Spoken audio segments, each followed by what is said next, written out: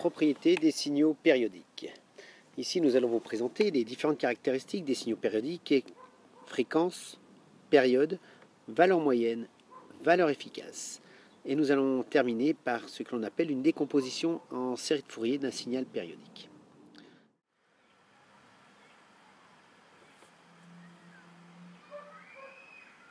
Composition et décomposition d'un signal périodique en série de Fourier.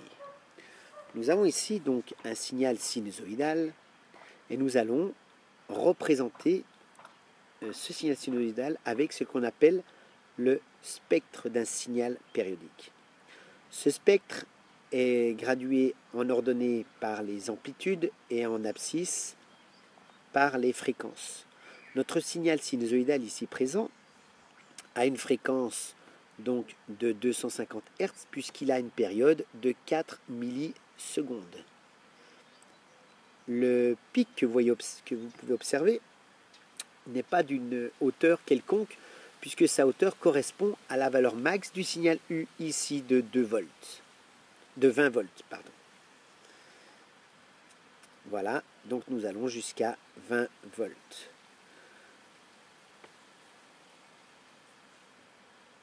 Donc ici nous avons un signal dit alternatif, puisque ce signal sinusoïdal est un signal alternatif. Il a donc une valeur moyenne nulle. La valeur moyenne s'exprimerait sur un spectre par une petite barre observée à 0 Hz. Maintenant, si nous avons le même type de signal, mais avec un décalage, qui dit décalage ici veut dire que nous n'avons plus un signal alternatif, c'est-à-dire nous n'avons plus une valeur moyenne nulle. Dans ce cas-là, le spectre nous donnerait donc toujours une barre à 250 Hz, puisque notre signal a une fréquence de 250 Hz, mais il a une valeur moyenne de 15 volts. Nous pouvons donc écrire que U est égal à la valeur moyenne de U plus U alt.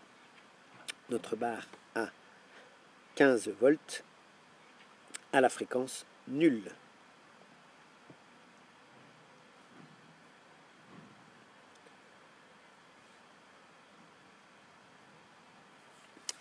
Voici le signal.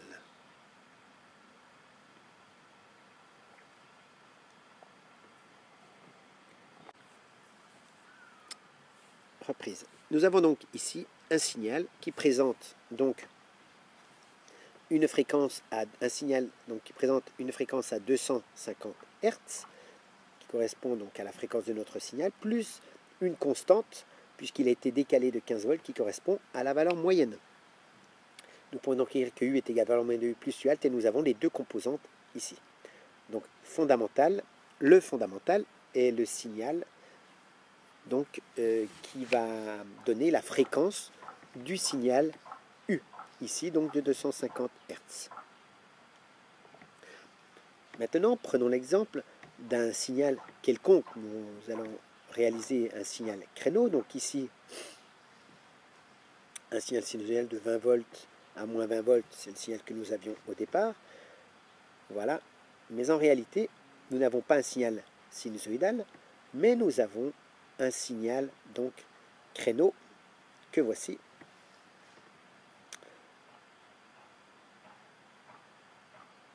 Voilà, et si nous réalisons ce que l'on appelle la décomposition en série de Fourier du signal, donc amplitude en fonction de la fréquence, nous allons donc obtenir fréquence. Mon signal est à une fréquence de 250 Hz, puisque 4 millisecondes de période. Nous obtenons donc une barre à 250 Hz, d'une hauteur de 20 volts qui ne correspond pas à la valeur max de U. Attention, qui correspond uniquement à la composante au fondamental. Ensuite, nous n'avons pas de pic à 2 fois 250, mais à 3 fois 250. C'est un cas particulier ici. Nous avons donc ce qu'on appelle un harmonique de rang 3. Puis nous avons également à 1250 Hz qui correspond à un harmonique de rang 5. Alors ici nous observons le fondamental à 250 Hz.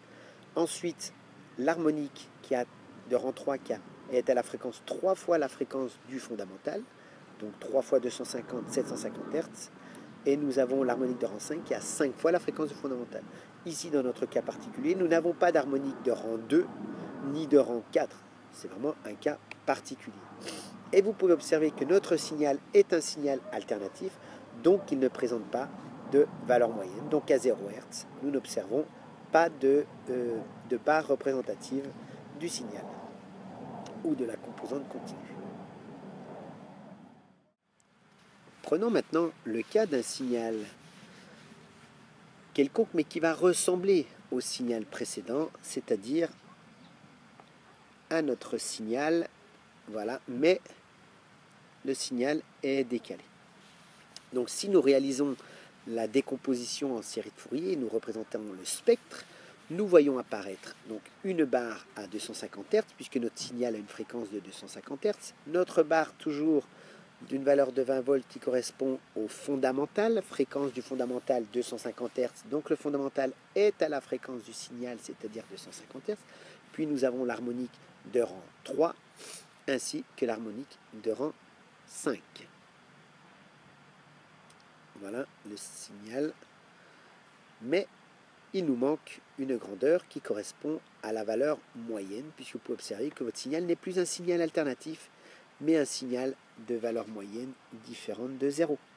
Donc dans ce cas, nous allons pouvoir observer une barre également qui correspond à la valeur moyenne du signal.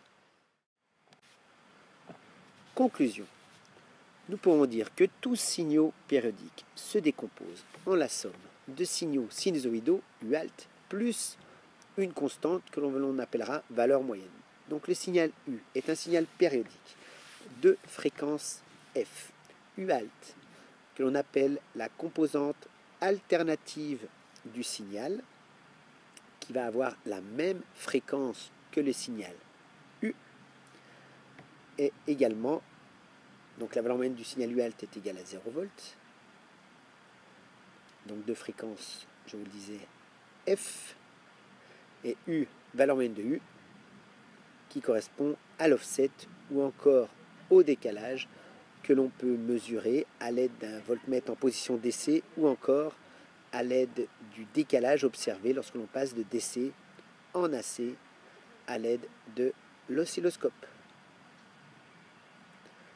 Voilà, U, valeur efficace, se mesure à l'aide d'un multimètre RMS en position AC plus DC.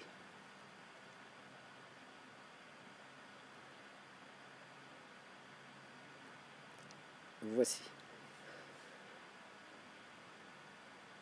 Maintenant, si nous décomposons la composante alternative, elle s'écrit de la forme, donc toujours U égale valeur moyenne de U, plus la composante alternative, U1 max sinus oméga t, plus U2 max sinus 2 oméga t, plus Phi2, plus U3 max sinus 3 oméga t, plus Phi3, plus U4 max sinus 4 oméga t, plus Phi4, et etc., etc. U est un signal de fréquence F, valeur moyenne de U correspond à la valeur moyenne du signal, je répète.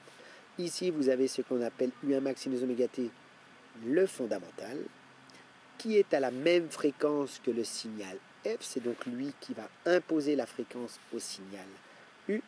Ensuite, nous avons l'harmonique de rang 2, qui lui, vous observez 2 oméga t, qui lui sera à 2 fois la fréquence du fondamental. Ensuite, l'harmonique de rang 3, qui sera à la fréquence 3 fois la fréquence du fondamental. Et enfin, l'harmonique de rang 4, qui sera 4 fois la fréquence du fondamental, etc. Nous aurons une harmonique de rang 5, de rang 6, de rang 7. Nous avons donc, pour un signal parfaitement représenté, eh bien, une infinité d'harmoniques. Maintenant, si nous représentons le spectre d'un signal, nous allons donc avoir les amplitudes en fonction de la fréquence. Voilà, donc ce spectre, à la fréquence F, nous allons avoir le fondamental, puis à la fréquence 2F, l'harmonique de rang 2, à la fréquence 3F, l'harmonique de rang 3, à la fréquence 4F, l'harmonique de rang 4, à la fréquence 5F, l'harmonique de rang 5. Et également, à la fréquence nulle, eh bien, nous aurons la valeur moyenne du signal. Observons que hormis la partie fréquence nulle, la plus petite des fréquences va correspondre à la fréquence de notre signal. Et ensuite, nous n'en avons que des signaux de fréquences multiples de celles du fondamental. Voilà. Il existe également un spectre phi en fonction de la fréquence dans lequel vous allez trouver phi2, phi3, phi4, donc exprimé en radians, donc qui nous permet de réécrire toute cette ligne-là de la décomposition en série de Fourier du signal. Remarque, lorsque votre multimètre va être en position DC, vous allez donc mesurer la valeur moyenne du signal.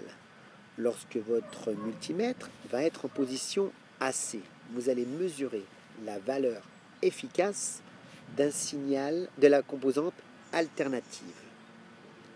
Maintenant, lorsque votre multimètre RMS va être en position AC plus DC, donc c'est une position, puisqu'en réalité, il ne fait pas le calcul AC plus DC. C'est ce que je vais vous démontrer rapidement ici, vous expliquer rapidement ici. Donc lorsqu'il est en AC plus DC, en réalité, le signal va réaliser de l'AC carré plus du DC carré mis sous une racine. Par exemple ici, valeur moyenne de U au carré plus U alt au carré. Un petit exemple ici, ce qui permet donc pour un signal assez compliqué comme celui que je vous présente, donc qui est un signal dont la composante alternative est sinusoïdale.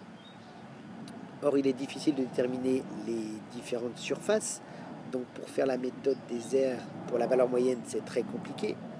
Mais, ainsi que pour la valeur efficace, donc voici le signal. Ce signal-là, qui varie de moins 1 à 7 volts, est en réalité un signal constitué d'une constante de 3 volts et d'un signal alternatif qui varie de plus 4 volts à moins 4 volts.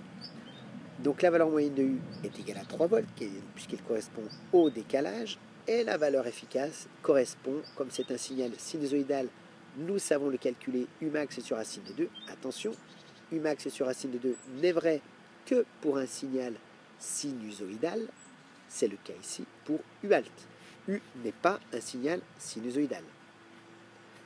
Donc, ce qui nous donne 2,83. Ce qui veut dire que la valeur efficace du signal U de départ, racine de la valeur moyenne de U au carré, plus U alt au carré, c'est-à-dire 3 au carré 9, plus 2,83 au carré, ce qui nous donne une valeur efficace de 4,12 volts. Voici ce qui conclut ce petit chapitre sur les propriétés des signaux en espèces.